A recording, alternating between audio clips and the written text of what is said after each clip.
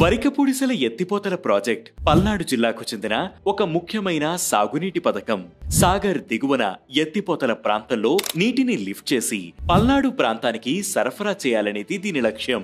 వెల్దుర్తి, దుర్గి, బొల్లాపల్లి మండలాల్లో సుమారు 24,900 ఎకరాలకు సాగునీరు అందించడంతో పాటు 70 గ్రామాల ప్రజల దాహార్తిని తీర్చేందుకు వరికపూడిసెల ప్రాజెక్టును ప్రతిపాదించారు. పల్నాడు జిల్లాతో పాటుగా ప్రకాశం జిల్లా పుల్లెల చెరువు ప్రాంతానికి కూడా సాగు, తాగునీరు అందించే అవకాశం ఉంటుంది. మొత్తంగా 1.2 లక్షల ఎకరాలకు సాగునీరు అందించవచ్చని చెబుతున్నారు.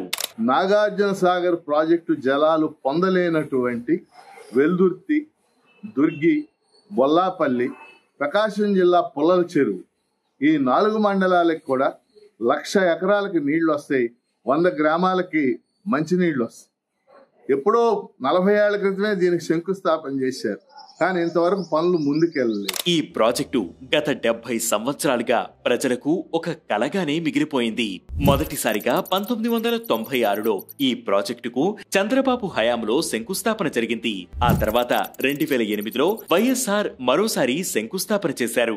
2018లో చంద్రబాబు నాయుడు మరోసారి శంకుస్థాపన చేశారు. 2023 నవంబర్ 15న అప్పటి సీఎం వైఎస్ జగన్మోహన్ రెడ్డి ఈ ప్రాజెక్టుకు మళ్లీ శంకుస్థాపన చేశారు. ప్రతి ఒక్కరూ శంకుస్థాపన చేసి ప్రాజెక్టు పూర్తి చేస్తామని ప్రకటించినా అది ఆచరణ రూపం దాల్చకపోవడంతో 3 దశాబ్దాలుగా పల్నాడు వాసులకు ఎదురుచూపులు తప్పడం లేదు.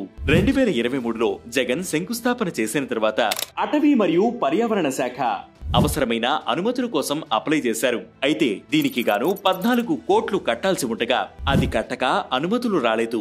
ఈలోగా ఎలక్షన్లు వచ్చాయి. తమను గెలిపిస్తే ప్రాజెక్టు నిర్మాణంకు కృషి చేస్తామంటూ అన్ని రాష్ట్రాల నేతలు హామీలు ఇచ్చారు. నారా లోకేష్ యువగలం యాత్రలో వినుకొండ నియోజకవర్గంలోని కుండ్రముట్ల గ్రామంలో శిలా పథకం ఏర్పాటు చేశారు. ప్రజల వాంఛను నెరవేరుస్తామని చెప్పారు. అదేవిధంగా వినుకొండ ఎమ్మెల్యే జీవి ఆంజనేయులతో సహా ఎగువ పల్నాడు కూటమి నేతలు ప్రాజెక్టు నిర్మాణంకు కృషి చేస్తామని హామీ ఇచ్చారు. ఇప్పుడు అధికారంలో ఉన్నారు, కానీ బడ్జెట్ సమావేశాల్లో మాత్రం ప్రాజెక్టుకు నిధుల కేటాయింపులో నిరాశే మిగిలిందని పీడీఎం నేత పేర్కొన్నారు. నెత్తిమీద గంగ ఉన్నా తాగడానికి నీళ్లు లేవని అక్కడి ప్రజలు వాపోతున్నారు. ఎన్నికల ముందు మాట్లాడిన నేతలు ఇప్పుడు నోరు మెదపడం లేదంటున్నారు. 40 ఏళ్ల క్రితమే వరికపూడిసెల ప్రాజెక్టుకు శంకుస్థాపన చేశారని, ఇంతవరకు పనులు ముందుకు వెళ్లలేదని పీడీఎఫ్ మాజీ ఎమ్మెల్యే కెఎస్ లక్ష్మణరావు అన్నారు. ప్రభుత్వం నిధులు కేటాయించి ప్రాజెక్టును పూర్తి చేయాలని డిమాండ్ చేశారు. అయితే ప్రభుత్వం అదే ప్రాంతంలో గోదావరి, బనకచెర్ల ప్రాజెక్టును ముందుకు తీసుకురావడంతో వరికపూడిసెల కనుమరుగు అయిపోతుందేమోనని స్థానికులు ఆందోళన చెందుతున్నారు.